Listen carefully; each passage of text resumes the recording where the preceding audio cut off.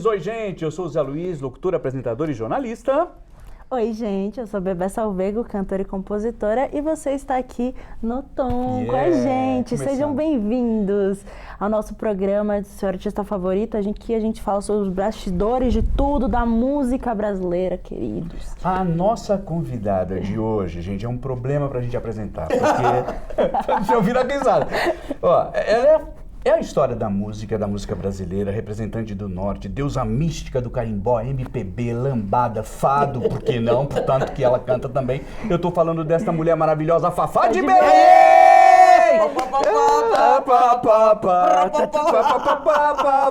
Fafá, minha querida, seja bem-vinda. Eu não sei nem como começar a entrevistá-la, porque tem tanta coisa pra gente falar. Já começamos, né? E a gente falou aqui, ó, eu queria falar sobre o seu trabalho virar patrimônio cultural do Pará. Eu acho que a gente pode começar por isso. Podemos começar por aí, porque não é a minha obra, é a obra das pessoas que me entregaram a obra musical e lírica deles para que a gente viesse para cá. Quando eu comecei, primeiro, uma coisa que eu gosto sempre de falar, eu nunca quis ser cantora. Você queria ser psicóloga? Eu queria ser psicóloga, mas a música foi sempre muito presente, aquela coisa do norte, do Nordeste também, ou das periferias. Junta quatro, aparece um violão, alguém traz uma cerveja e as crianças acompanham junto, tocando lata, qualquer coisa. Então, minha vida sempre foi essa. Nas serenatas de casa, nos pós o almoço, ou antes do almoço de sábado, eu aquela menina que era enxerida, que eu passava a semana ouvindo o que vinha do sul, né, pelas ondas médias, e meu primo, meu irmão, os amigos deles, muito mais velhos que eu, ficavam aí tocando os acordes de 13ª com 7ª, e eu saía cantando. Eu vi uma vez, mentira, passava 2 Sinsone para chegar lá e arrasar para fazer parte da turma dos mais velhos. Bom, vou morar no Rio, volto para Belém, um produtor me conhece, e durante 2 anos ele falou com meu pai, que eu tinha 16, fui para a Bahia fazer o lançamento da temporada que ele estava fazendo, voltei para o Rio, gravei a trilha sonora de Gabriela e explodi. Mas a música, para mim, ela continua sendo o grande prazer da vida. Então, eu não tenho estilo, não tenho rumo. Eu adoro, eu sou muito curiosa, adoro ouvir coisas e ver quem está ali. Eu estou apaixonada pelo disco da Cato. Eu fui ver o show, saí de lá aos prantos, porque ela não quer ser Gal. Ela fez o disco com o repertório de Gal, reverenciando Gal, mas sem querendo ser Gal. Isso é tão difícil e delicado. E eu adoro a Cato desde que era o Felipe Cato, o autor. Né? Então, a evolução dela é fabulosa, o olhar dele como artista dele. Adoro o João, apaixonada pelo João. Que legal. Da mesma forma que eu estou encantada com esse novo trabalho de Alaide Costa. Eu gosto de ouvir coisas, e Belém é muito forte. Sim. Porque Belém ainda é longe, você imagina, há 50 anos atrás. Então, quando eu recebi essa honraria, que para mim é uma honraria muito grande, receber um prêmio desse, ser tombada viva, né? Nada melhor, né? Você tomba, mas não capota. Tomba, não cai. É fruto de muitas pessoas. Sim. Paulo André Rui Barata, Nego Nelson, Antônio Galdino, Maria Lídia, mais recentemente Almizinho Gabriel, Dona Onete, e todas essas pessoas que são criadores. Há 50 anos ninguém sabia quem era, mal sabia onde ficava Belém, literalmente. Você é baiana, né? Não, a Fá de Belém. E Belém do Pará. Sobe um pouquinho mais norte. Nordestina. Não. Então, essas pessoas fizeram a minha obra. E nós juntos saímos, há 50 anos, capinando literalmente, por um caminho que a gente foi abrindo, sem abrir mão do que nós somos. Então, essa obra é fundamentalmente Paulo André Rui Barata. Foi assim como o resto de sol no mar. Valdemar Henrique, Tambatajá, me faz feliz. São tantos autores, Almizinho Gabriel, Nazaré de Vital Lima. É tanta gente que nós juntos fomos construindo essa obra, que eu não sou autora. Então eu sou essa mulher, né, Que só uma mulher gosta de cantar, eu costumo dizer isso. Não tem paciência para ser diva, não tem paciência nenhuma. Entendi. Eu lembro que a primeira vez que eu gravei uma música popular, eu era muito nova, né? Você imagina que eu explodi com 18 anos. Caramba. E para mim era tudo novidade, era toda a sequência do quintal da minha casa, literalmente. E eu tive uma pessoa muito importante, que vivo até hoje, e vai viver muito tempo, que é o pai do Lucas Santana, que é o Roberto Santana. Tá. Esse cara foi a pessoa que me moldou, né? Que disse, isso não, isso sim, atenção. E um dia ele perguntou para mim, você quer uma carreira ou um sucesso? Eu disse, eu quero voltar para casa do papai. Socorro! Era muita coisa, e eu era muito menina. Muito nova. Né? Muito nova. Sim.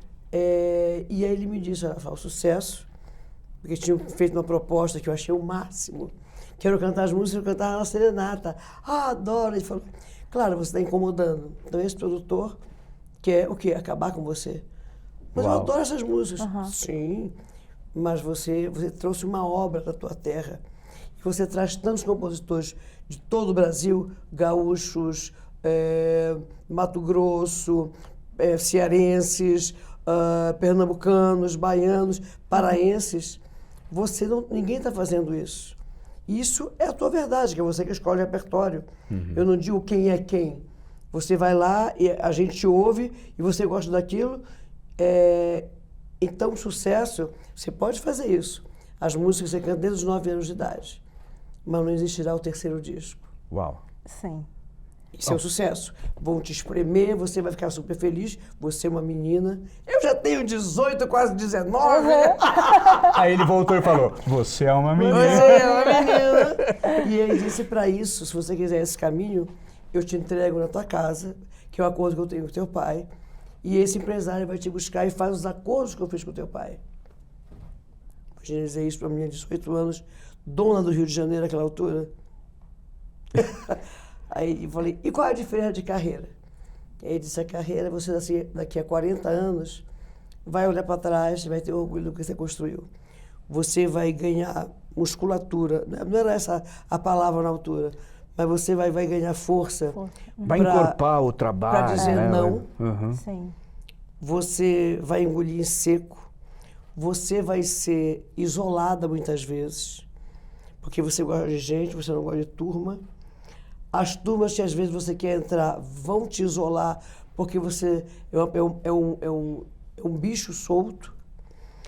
E é interessante que eu fui olhando aquilo tudo e foi assim que eu fui crescendo. Então, a presença do Roberto Santana na minha carreira, fiquei emocionado, ela é fundamental. Brigamos muito, tivemos arranca-rabos horrorosos, mas eu entendo que ele forjou, né, e desenhou uma alma para fazer uma carreira livre.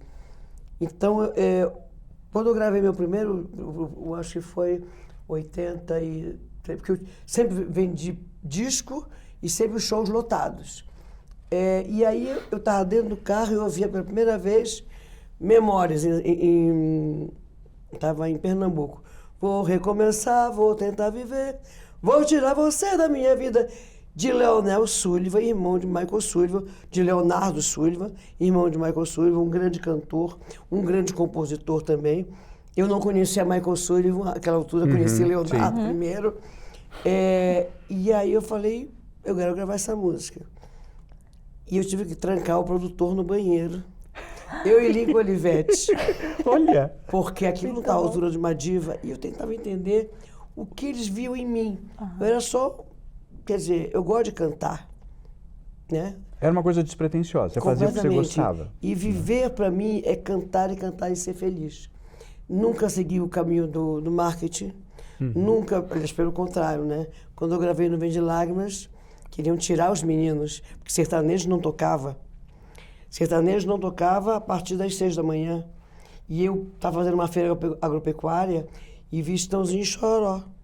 E depois eles fizeram Palace, será que foi essa ou depois? Foram fazendo, lotando todos os lugares. E o Zé Bétio, o Paulo De Bétio mostrou a música, eu falei, acho que eu vou mostrar para o Estãozinho Choró. Eu falei, não, eu vou mostrar. Eu quero gravar essa música. Ah, você é de outro departamento. Então, quando eu gravei com os meninos, dentro da gravadora, em algumas rádios, queriam tirar a voz deles. E eu disse, não, ou é com eles ou não tem a música. E aí a Glória Pérez colocou em Barriga de Aluguel. Na novela, E a música explodiu com eles. Aham. Quando eu estava em Parintins, eu tinha gravado 2 músicas de Boi Bumbá, a pedido do Dodge, que era meu empresário, tinha sugerido, né? E aí gravei Os Pássaros Sonhador, e gravei Os Compassos da Emoção, um de cada boi, e aí eu vi o vermelho, eu falei, para o disco. Estamos com a música errada. Naquela altura, 1h da manhã, o diretor artístico atendeu no Rio e falou, Fafá, que tal que você bebeu? Eu falei, graças a Deus. Mas qual é o problema? Ainda bem. Ainda bem. Ele disse, não, esquece isso. É que você está aí nessa tua terra. Ninguém vai tomar conhecimento. Ninguém sabe o que é isso. Eu digo, vai saber. Falei, Miguel, vai saber. Eu tenho que gravar essa música. Ele falou, bom, o disco não foi pro corte, mas na segunda-feira. Eu falei, não vai. Ele disse, mas não tem mais dinheiro. Aí eu parti no barco do governador e disse, eu quero gravar o Vermelho. E aí, para descontentamento ou para surpresa desse produtor, que é um dos maiores do Brasil, enfim, mas absolutamente sudestino, Sim. Vermelho é uma epidemia. Vermelho hoje, além de tudo, a gente vira hino de campanha política, time de futebol, de grandes paixões, de grandes comemorações, é o hino do Benfica, o time de futebol mais importante de Portugal. A torcida começou a cantar Vermelho. Então eu acredito mais nisso do que qualquer, agora, onda do momento. Mas isso, essa liberdade, foi me permitida e me ensinada por Roberto Santana. Quando eu gravei, só para encerrar que eu falo pra cacete. Não, mas fala, a gente adora. Quando eu gravei Memória, vou te dar você... críticos que me tinham como a conta mais alta, falam coisas horrorosas. Eu tinha só 22 anos. E eu não conseguia entender porque as pessoas, de repente, me passaram a me odiar. Se elas, num disco antes, eu era tudo que elas achavam de melhor. Então, eu vivi nesse embate. Não, o Roberto Santana não trabalhar mais comigo, mas eu sempre procurei ter por perto pessoas muito... que eu pudesse me agasalhar. Então, você perguntar, seu empresário? Não tenho empresário. Tive Roberto Santana, tive Ana Sabugosa, tive Marina Ghiaroni, e a partir dali eu trabalho com pessoas da minha confiança. Sim, claro. Mas se alguém quiser me ensinar o que fazer, ou dizendo agora o caminho é esse, eu não quero saber agora o caminho é esse.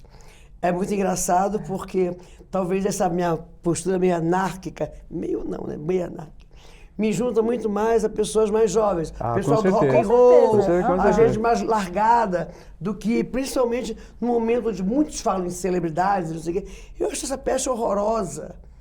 A minha vida é privada.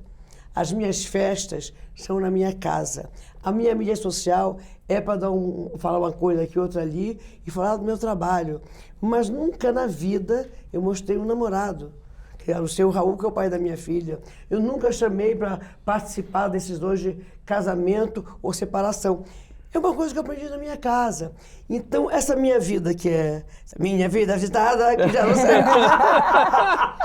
Perfeita. Eu acho que cola muito mais no rock and roll no que no tradicional, né? E eu passei por todo mundo. Você imagina quando eu fiz um disco de Chico? O Vinícius falou, tá aqui o telefone do Chico. Eu falei, nunca vou ligar pro Chico Buarque. Esquece. Eu perdi 3 vezes o telefone do Chico. Até que um dia o Vinícius falou, você vai ligar agora. Eu liguei, graças a Deus, caiu da caixa postal. Pronto, eu liguei. Aí eu liguei, maravilha.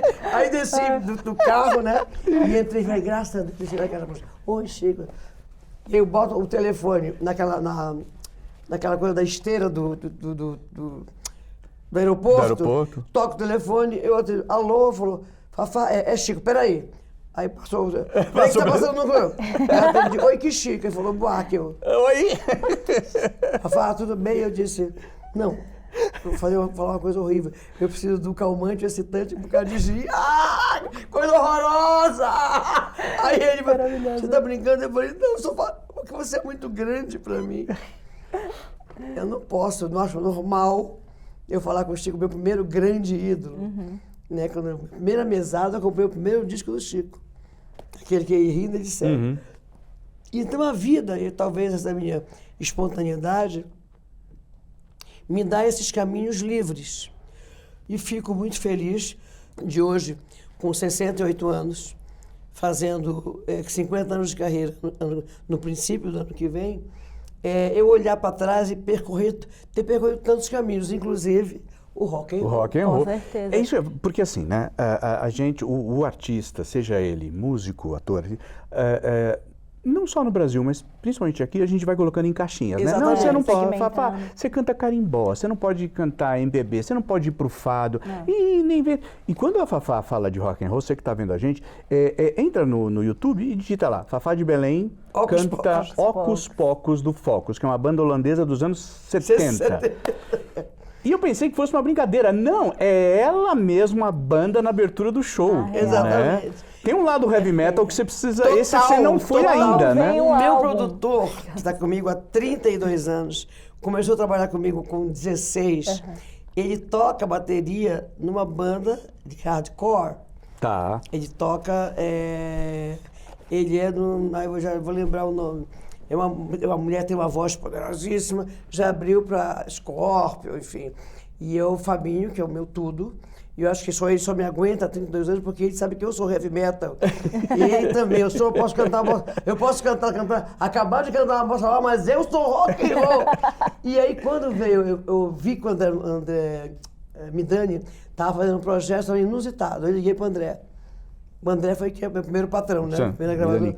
Aí falou, bichinho, como vai, bichinho? Tudo bem, bichinho? Eu falei, André, eu quero fazer um projeto inusitado. Ele disse, já fazia, adoraria, mas acabou de fechar. Aí o último que a gente fez foi Alcione cantando em francês. Mas o que você estava pensando? Eu falei, rock and roll. Acabou de abrir. Agora, Aí eu chamei o Escandurra, fizemos Escandurra do Ira. Legal. Tá, Buzite. E aí depois cada um seguiu o seu caminho. Eu faço hoje com Tuco Marcondes, Nossa. maravilhoso. Bom, adoro. O Fernando Mendes, que foi baixista da Cássia há muitos anos, e Fábio Multividas. E é rock and roll. Não é brincadeira, eu termino, porque é uma outra energia, né? Sim. Eu termino, eu passo uns 45 minutos direito, sem saber se eu sou Ozzy Osbourne, se eu sou Pink Floyd, porque a minha adolescência foi ouvindo Black Sabbath, Jethro Tull, Tá. Focus, The Who, quer dizer, meus 16 anos quando eu voltei para Belém. Morei no Rio de 13 até 16 e pouco, e esse ato, antes de ser chamada para ser cantora, era a rapaziada, né? Com certeza. Chegou não sei quem com um disco, então a gente deitava assim num circo. Porque era raro, né? Eu fazia isso também. Por exemplo, o Pink Floyd eu ouvi deitado Ainda de um amigo que morou em Londres. Exatamente. E a gente Que lá legal. sem grana, o que é isso aí, velho? Então eu juntava, botava Sim. uma caixa de som, assim, e deitava, todo mundo deitava Exato. pra viajar. E vamos parar por aqui. O resto a gente deixa pra lá. a gente deixa pra lá. E era Ocus Pocus, era Vangelis, era Van Morrison, era The Who, The Doors. Black Sabbath, Black que era Sabbath. e os Rolling Stones, eu gostava, entre Rolling Stones e Beatles, eu sempre fui Beatles. Mas quando entra o banquete dos mendigos, aí a gente vai, pô, esses caras são bons. A pretensão da gente. Eu aprovei. Eu gostei. Agora eles estão definindo o caminho deles. Agora eles acertaram esses meninos. Na arrogância dos 16 anos, agora eles definiram o caminho deles. Então todo mundo era rock. Quem não era rock and roll, não sei onde que estava nesse momento. Agora, junto com isso, tinha uma efervescência da música brasileira, que era na minha casa, que eu ouvia muito jazz e MPB. E eu fui criada nesse caldeirão. A primeira cantora brasileira com quem eu me identifico, como cantora e compositora, é Maísa. E a Elisete Cardoso, Barbra Streisand, Anita O'Day, Ella Fitzgerald, tudo isso eles ouviam. E a minha casa era aquilo. Papai adorava Ataúfo Alves e Glenn Miller. Minha mãe adorava Aguinaldo Raiol. Sim, pô, Quando Aguinaldo. eu conheci o Aguinaldo, cara, me tremia tanto, porque ele era uma presença dentro da minha casa. E ele tinha uma costela paraense. Então, Aguinaldo Raiol, Temar Dutra, Ângela Maria. E eu fui criada nessa livre sonoridade. Quando eu vim para cá, tinha algumas coisas que não se misturavam. Tá. Mas eu sempre me misturei. É interessante isso. É. E o mais doido, Fafá, quando você fala, é que numa época que era mais difícil ainda, você era uma mulher que controlava a tua carreira, apesar de toda a Exatamente. loucura, né? É. Tipo, o difícil, o machismo muito maior e tal. E aí eu vejo esse teu lado em toda a sua carreira. Por exemplo, quando a gente fala a gente teve o Círio de Nazaré, você tem o teu, né? O momento ali. A varanda, tal, aquela coisa, tal. Varanda que é inacreditável. Que a varanda é uma coisa louca. É. Louca, louca. Eu vi, são 3h30 Não, e tem... a varanda são mais 3h30. Aham. Porque eu canto do primeiro ao último Romeiro. Tem o sarau. O sarau é sexta-feira à noite, que mistura tudo. É de Sebastião Tapajós, que faleceu recentemente, a Dona Onete e uma equipe de dança do Bira, que é uma dança que começou a pegar pessoas em estado de depressão, mulheres em estado de depressão depois de 60 anos, e elas abrem dançando carimbó. A mais nova tem 78. Uau. E elas fazem coreografia. Então, a Amazônia é muito isso. Então, nós temos desde de Aila a Manuel Cordeiro. Tá. Nós temos essa menina que surgiu agora, Zainara, que é uma graça, a Willy Love fazendo música eletrônica. Então, a varanda, se você chegar lá, você canta também. O microfone é livre, Eloy Iglesias, enfim. O governador dançando. Com o Dirapaz, dançando com o Dirapaz, o Dança, governador! Então, aí a produção noturna são 1.700.000 pessoas e a diurna 3 milhões. E todo artista paraense é convidado.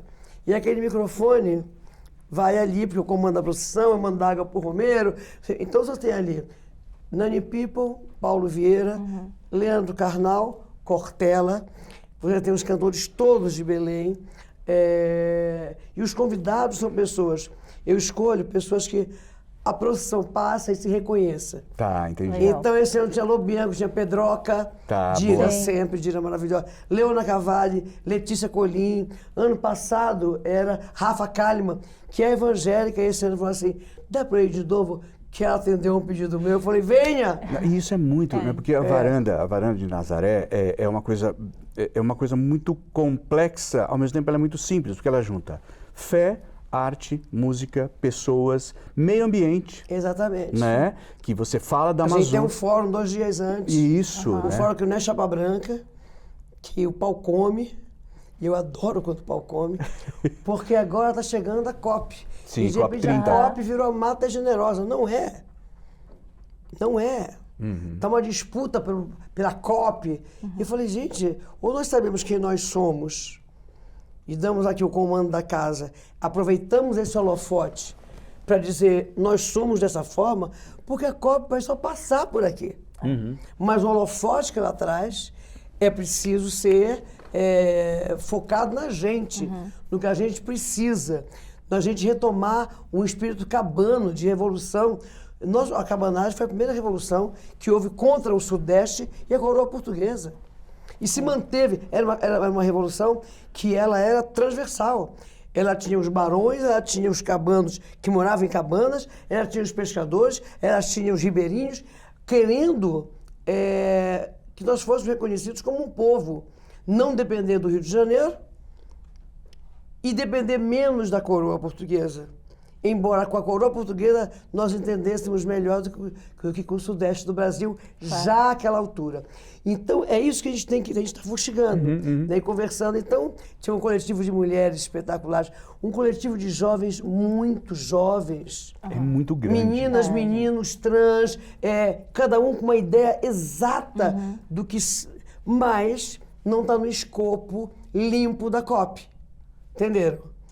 Então, a varanda é um lugar que até 14 anos, eu digo que o fórum tem 2, mas validou a varanda, porque a varanda começa, eu pensando de que forma aquela gente que trabalha só durante o Círio, que trabalhava só, conseguia sobreviver o resto do ano.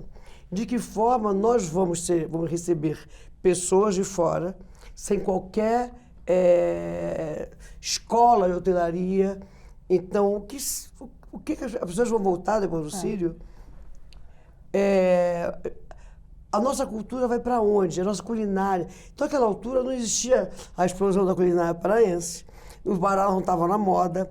E a gente foi ali, eu acho que essa é a grande obra que eu fiz. Mas olha, essa obra é política, né? Exatamente. Como sempre. Mas é isso, quer dizer, eu saí de lá há 50 anos, né? O mínimo que eu posso deixar para essa terra é legado. E as minhas netas têm a varandinha. Olha. Que elas criam, a Laura desenha, a pequenina diz que também desenha, tudo certo. Ela desde os 6 falou, eu também faço parte, claro que faz. Mas a Laurinha sempre foi muito determinada. Então ela desenha o que ela pensa. E aí a gente bota, cenografa aquilo, e aí elas deixam sempre o que elas gostariam de receber, como legado. E as crianças, filhas dos convidados, vão para lá para aprender como é que faz o bichinho pelo Curro Velho, que é uma associação maravilhosa, como é que transforma um vidro, um plástico de shampoo numa formigona, entendeu? Muito legal. E isso vai trazendo a criança, que é do Sul, para um universo que até a criança paraense às vezes está perdendo. Né? Da gente brincar na rua, da gente transformar coisa, de brincar com a formiga, da formiga subir pelo pé, enfim. E é isso que eu só vejo a vida ter sentido assim. E é exato, é o engajamento da Fafá, que a gente conhece desde sempre, né? O movimento político, eu acho isso muito interessante, Fafá. Tipo, porque você já foi, nos anos 80, a musa do Direta Já. E tomei porrada tudo calado. Como não me filio a direita, me bati a esquerda também. É mesmo? Você apanhou dos dois lados? Os dois lados me davam porrada. Os extremos me deram porrada. Sim. Eu circulo ali, tenho grandes amigos, enfim. Mas tinha algumas pessoas que foram desenhadas para ser musa. E aí, se eu estou querendo ser musa de algum lugar, a minha família é de políticos, né? Minha mãe é de uma família política forte, meu pai era radicalmente contra esse grupo de políticos. Então a discussão política democrática sempre fez parte da minha vida. Da tua casa. Sim. E o chamado empoderamento, que hoje se fala de empoderamento, sempre foi muito fortalecido dentro de casa. Eu nunca fui uma mulher pequena, eu não cabia em nada, e aí um dia vi Sofia Loren e falei, mamãe costurava muito bem. Yes, I can. Eu me começou a fazer os partidos, desenhar as roupas. Enfim, eu hoje olho para trás e vejo a quantidade de assédio que eu sofri, tentativa de abuso. Mas para mim aquilo era tão improvável que eu nunca dei bola e nunca deixei andar. E como eu sempre fui grandona, menina, a mais nova, com 3 homens mais velhos que eu como irmão, dar porrada eu sabia. Não, inclusive você deu uma porrada esses tempos, né? Criticando a curadoria do Rock in Rio. Exatamente. E não trazer artistas do Norte. Quero que você fale um pouco sobre isso, porque eles repensaram, mas eu quero saber o que vocês repensaram acharam. Me dando porrada. Então, é isso que eu ia te perguntar. Né? Você falou, eles falam, Fafá, vamos colocar A, B, C, vamos trazer umas pessoas. Aí você, de novo, falou, Qual seria o seu line-up do Rock in Rio? O line-up do Rock in Rio não poderia faltar a Joelma. Para mim era... Porque a Joelma hoje... primeiro, a Joelma, todo mundo sabe quem é. Independentemente da camada social, independente da turma hypada ou não hypada. Joelma chegou e ela tirou, entre aspas, o poder né, da música mexida e dançada, que era só o axé, que é maravilhoso. Ela veio junto com o Chimbinha e a banda Calypso, com arranjos de Manuel Cordeiro, que está por trás de tudo isso. Beto Barbosa, Joelma, os pessoal do Brega, tudo Manuel Cordeiro. Ela vem lá de Almeirim, com o jeito dela, você vê, claro que ela vive aqui, e ela foi lapidando, mas é a mesma Joelma de quando surgiu. Dançando exagerada com os cabelos, dançando com botão, enfim. Então essa mulher que tem pega uma infecção bacteriana e passa quase 2 anos sem poder cantar, é um menino, um fã, pega uma música dela e faz um TikTok na Escócia, e ela vira um êxito, um sucesso planetário. Então, a Joelma não podia não estar. Então, quando eu olho aquela coisa, o Dia do Brasil, sem ninguém da Amazônia, me deu o mesmo gatilho que eu de quando eu vi ano passado, em alguns fóruns, Eu estava em Nova York, falando de Amazônia sem nenhum amazônico pensante. Não tinha um professor, não tinha um pesquisador, não tinha um cineasta paraense ou amazonense, não tinha um artista. Não, era uma elite branca paulista, completamente Faria Lima, sem nada contra Faria Lima, e adoro São Paulo, mas eu não posso ensinar o paulista que ele é. Como ele não pode falar de Amazônia sem ter um amazônico para debater. Então, eu vi o Rock in Rio nesse mesmo perfil. Você faz teu festival, que é a Varanda, que é perfeito. E aí é justamente isso, quer dizer, a gente, na Varanda, a gente vai buscar fundamentalmente artistas locais. Né? Então, tem desde o Raidol, tem tudo. Sim. E mistura com gente daqui também. Mas é importante que a música nossa esteja ali para quem chega no sarau. Então é o carimbó, é o brega do Pará, com Valéria Paiva. Maravilhosa. Rebeca Lindsay. Mulheres que estão nessa luta há 25 anos. Vivi Batidão. Agora tem um monte de batidão, mas a Vivi é matriz. Aí uma porrada come Belém, né? Aí vai que vai. Mas isso é maravilhoso, porque estão brigando por uma... por quem é dono do brega. E o brega é do povo do Pará. Então, quando isso é discutido, é uma discussão do carimbó, como a discussão do verequete do cupijó, quem é siriai, quem é... Nós estamos trazendo essa cultura, que é imensa e muito própria. Eu comparo o Pará a Pernambuco, nessa riqueza musical. Aí eu tô na praia, olha só, tô na praia, finalmente tirando férias. Depois delícia, não vou trabalhar. Fiz a Varanda de Nazaré, Fórum Varanda. Aí viajei, fui fazer uma agenda em Portugal, voltei, fiz A Filha do Brasil, que é um espetáculo meu, que é sobre novelas e sobre trilhas de novela. Quero falar de novela também, mas fala Eu nasci numa trilha de novela, né? Nasci em Gabriela. A Fá de Belém nasce em Gabriela. A primeira vez que eu fiz televisão, que eu sentei assim, o Dilton Travesso falou assim, e agora, o que eu tenho que fazer? Ele disse, olha aqui, na câmera, né? E eu falei, Ele falou, imagina que tem milhões de pessoas olhando para você. Eu falei, falou, pode soltar e cantar para essas pessoas. O que é maravilhoso é como eu gosto de música e conheço muita gente, não sei. Quando me pediu uma música, mas será que dá para fazer o repertório que você quer? Mas você canta, peraí, manda lista de compositor pernambucano, cearense. Sabe muito. Então a gente, Dia das Mães, eu falei, querido, é com a titia mesmo? Vamos fazer. Não, inclusive eu acho muito barato, porque daí tem artistas no seu último álbum, né, mais recente, Humana. Tem letra de Letrux, Ava Rocha. Como é que você escolhe esse Adriana repertório? Calcanhoto. Porque agora você pegou um pessoal completamente novo, né? Bom, eu passei 10 anos sem fazer disco. Tá. E o Zé Pedro me enlouquecendo, a véia. Tem que fazer um disco? Tenho que nada. Véia, tem que fazer um disco? Não. Não, quero. Tem show todo final de semana. Cara, eu já daqui a pouco eu tô morando no meio do Rio. Você é louca? Não. Aí um dia eu tô em Belém e um cara chamado Veloso, meu primo, meu irmão de sofá, quero te apresentar um amigo meu. Tá. Aí ele falou, é ele. Eu falei, meu Deus, pior coisa é a música na frente do compositor, né? Isso eu não gostava. É horrível. Aí eu falei, pô, Kim, eu sabia que se não fosse assim, não havia. Toca aí, Veloso. E Veloso tocou Meu Coração é Brega. Tá. Cara, eu fui tomada por uma emoção. Eu voltei para minha infância, pro cheiro de manga em Belém, pro colorido, pra leveza, pra gente gostar de dançar. Sabe, Belém saem 10 mulheres. Se não tem ninguém, a gente dança entre a gente. E bebe nossa cerveja, ou bebe nossa caipirinha.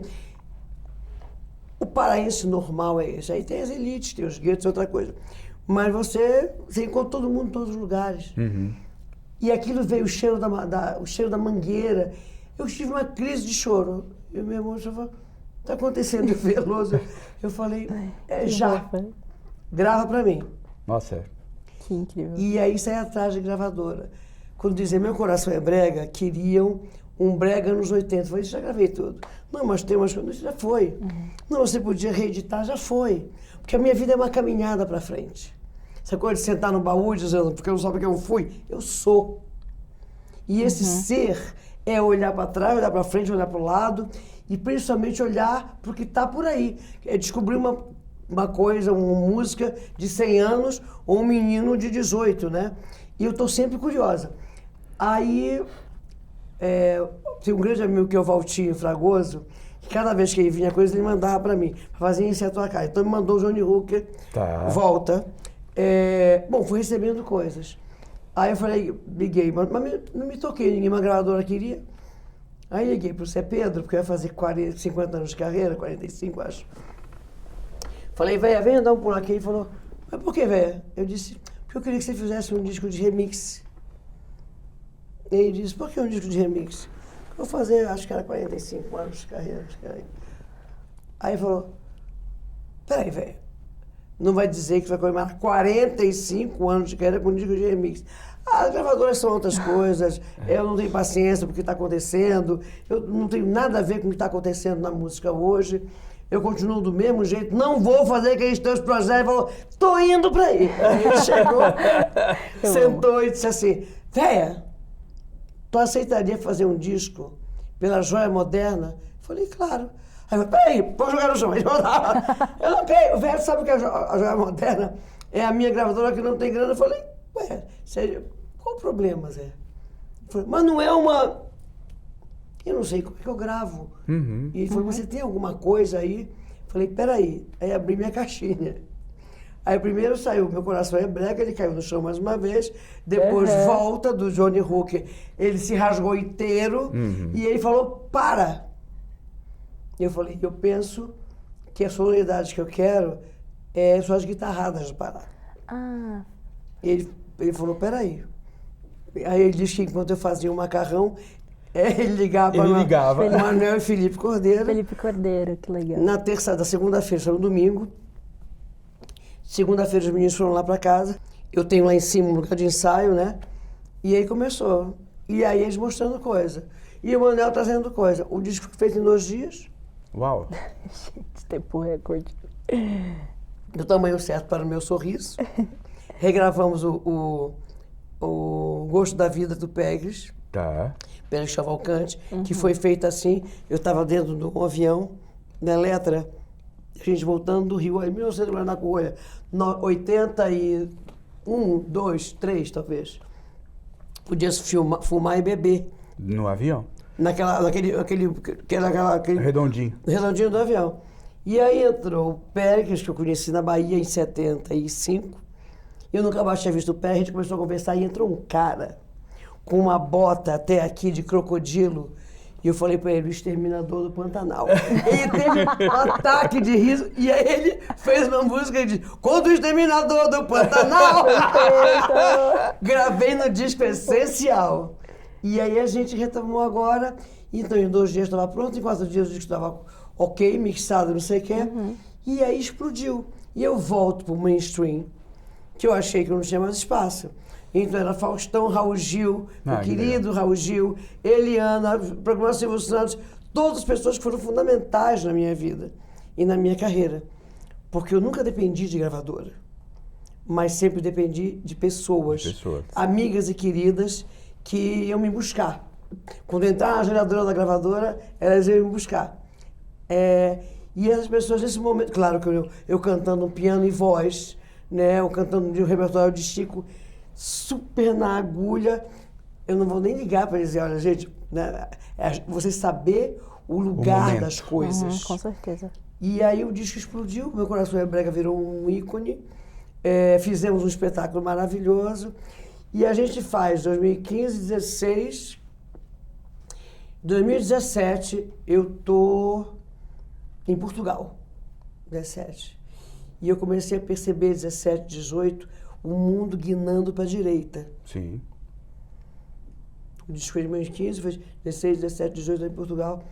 Assim, adolescentes fazendo vigília em torno do túmulo do Franco. A direitona entrando avassaladora na Áustria. E aqui o Brasil... Indo também para o mesmo lugar.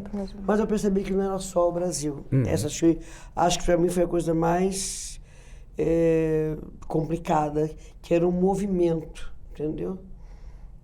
E aí eu comecei a olhar aquilo tudo, observar e ver telejornal, que eu adoro ver telejornal. Em casa, eu tenho uma casa em Lisboa, vivo entre Brasil e Lisboa, São Paulo e Lisboa há 40 anos. Tenho uma casa em Lisboa há 7 anos. E aí eu falei, cara, é preciso falar disso. Tá, puxa. Quem serão os meus parceiros? Zé Pedro e Paulo Borges. Mas será que eles quererão falar disso? Porque já estava esgotando o prazo do tamanho certo, né? Entendi. Que fizemos vitoriosíssimo. E aí eu liguei para o Zé e falei, Zé, estou voltando para o Brasil, eu queria conversar com vocês, porque eu estou com uma ideia na cabeça. Ele disse, Fafá, nós também. Falei, mas eu não sei se é o que vocês pensam. Ele falou, a gente tem quase certeza que não será o mesmo que você pensa. Aí eu falei, Cacilda. Aí nós chegamos aqui sempre uma segunda-feira e sempre a Simone, que trabalha comigo, pronta para fazer uma macarronada, que o molho começa de manhã. E existe um poder do convencimento. Exatamente. E aí chegamos, começamos a conversar. Eu disse, bom, cheguei agora e estou muito preocupada, porque aí o Paulo e ele disseram assim, nós também. Falei, acho que, não sei o que vocês pensam, eu gostaria que a gente fosse parceiro, mas acho que esse disco agora é aqui, não é aqui. E eles disseram, nós também. Bom, aí começamos a desfiar repertório, e aí a primeira coisa que veio foi Fagner. Tá. Quando a gente pensa, de toda maneira. E aí começamos, aí veio o Arthur Nogueira, tá, que é meu grande parceiro, virou meu grande parceiro. E aí vai tirando do baú coisas. Vai tirando, o Zé tirando coisa do baú, o Arthur tirando coisa do baú, Paulo tirando coisa. E a gente, em casa, aí então combinamos de começar com Revelação, porque era muita coisa aparecendo. Aí gravamos 3 leituras de Revelação. Muito bom. Nenhuma delas era. Nenhuma delas era. Aí o Arthur falou, eu posso fazer?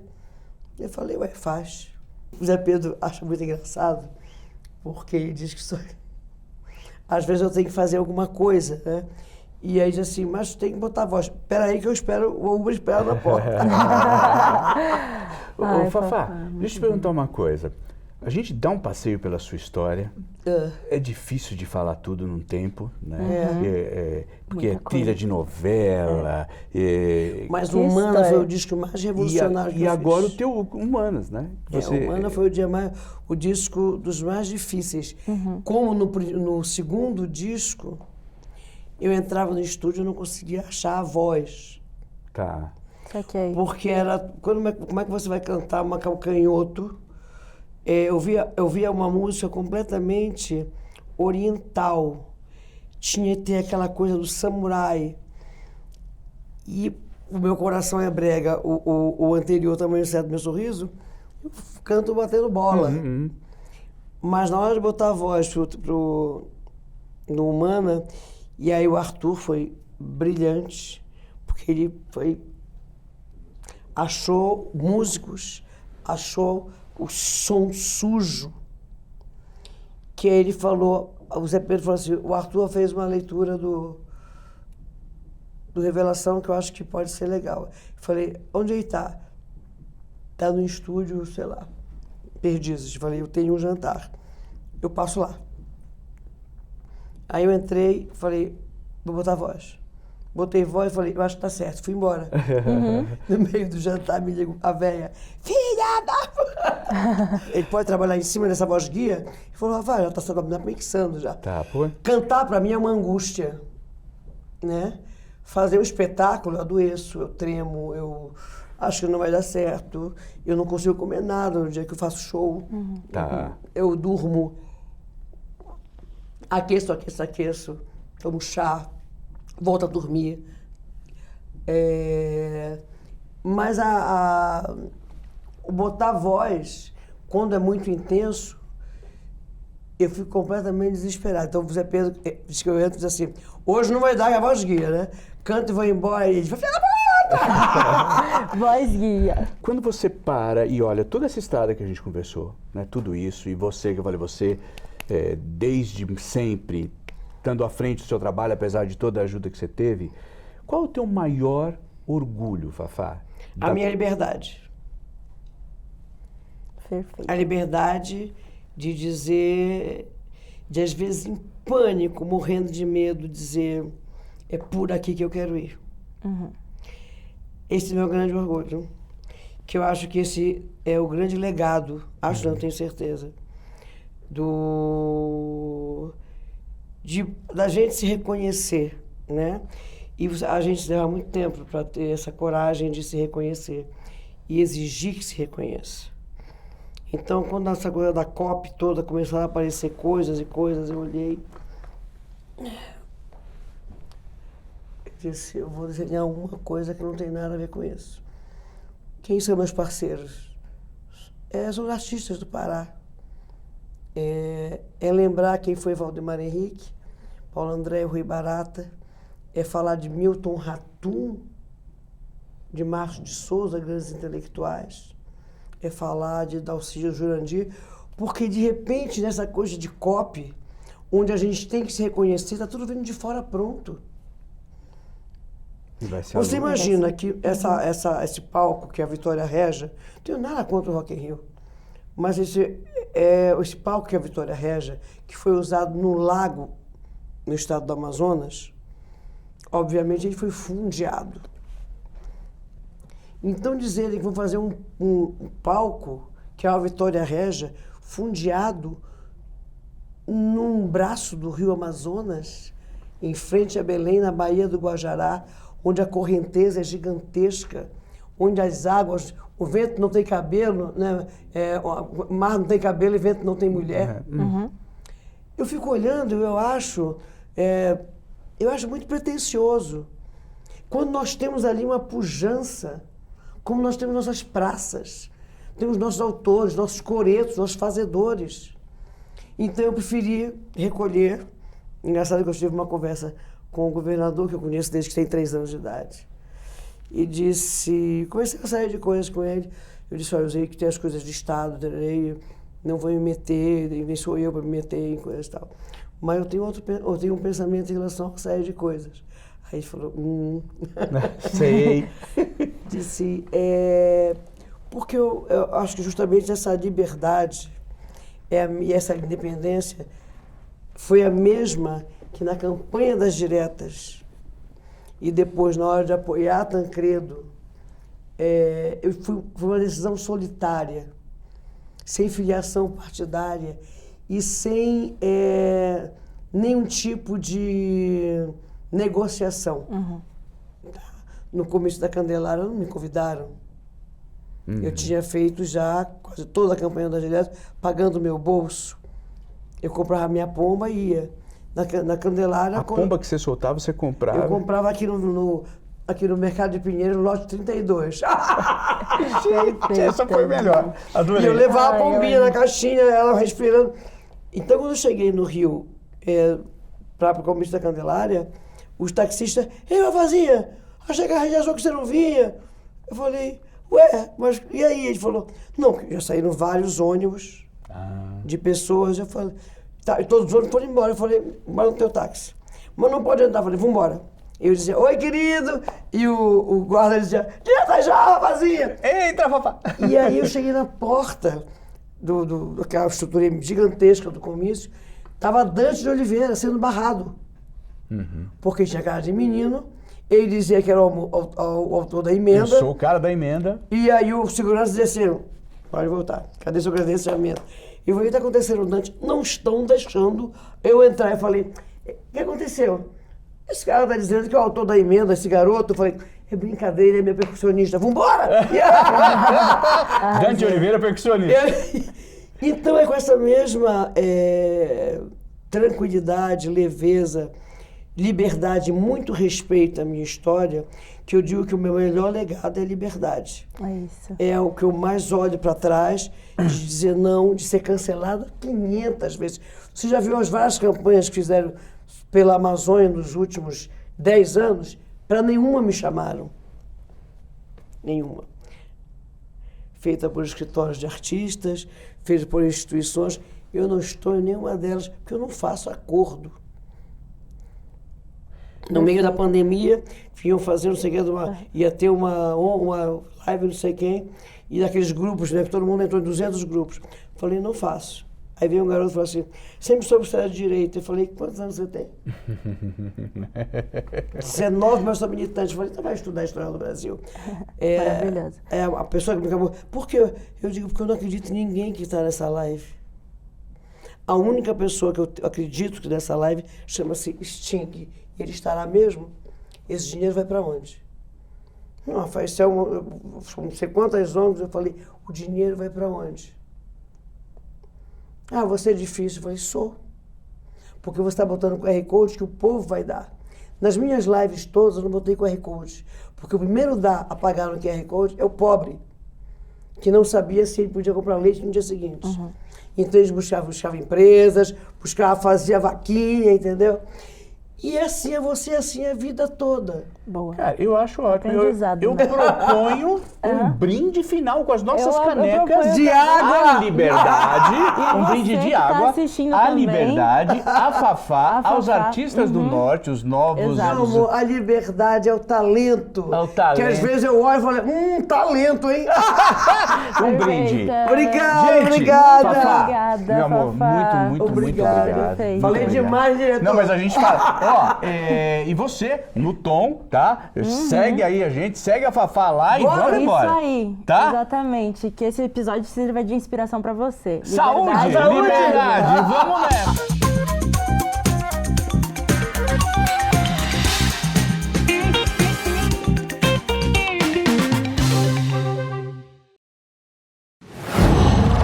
Qual?